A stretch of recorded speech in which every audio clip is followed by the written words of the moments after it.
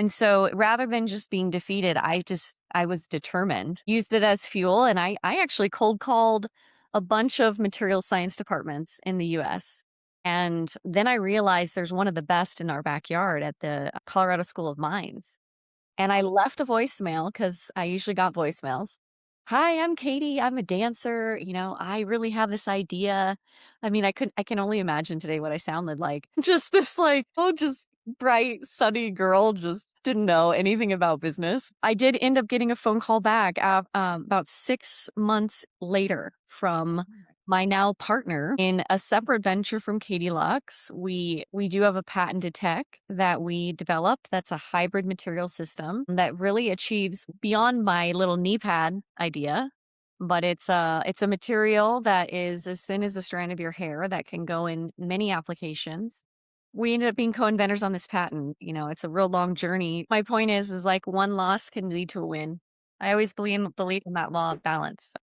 And the fact that you had the audacity to make that call, I think as I've been meeting more founders on the podcast and also reflecting on my life, some of the most transformational moments have come when I did something that in retrospect was incredibly audacious. And maybe I was a little bit naive when I did it, but that audacity, especially like in your case, that paid off because you got the patented technology, and then you also got a state accelerator award.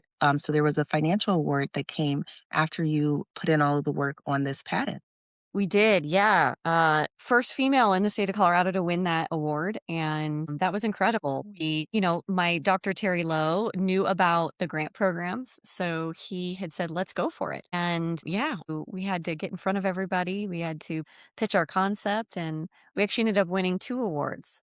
And that is what has funded our R&D on that project. Yeah, very Amazing. exciting.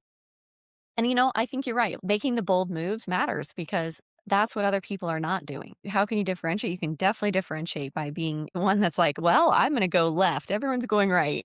Yeah, I'm just going to do it because you have nothing to lose. really don't. I'm thinking back to a moment where I was in college and I went to a career fair and everyone told me freshmen don't go to career fairs. The firms that you're looking at, they don't hire freshmen. They don't do this. Why are you wasting your time? And I just think about how my life would look differently if I had listened to all of those people who just told me, this is not possible. This is not the way things are done. Don't do that. There's lots of noise in the world of being an entrepreneur. Everyone wants to give you advice. Everyone wants to tell you not to do certain things. I think there's other people that aren't and entrepreneurs that are sometimes maybe envious that are like, you should just get a real job. So there, Mhm. you get it coming from all different angles. So you just truly have to find your center. And if you have a vision and you keep your eye on that, it will transpire, even if it takes time.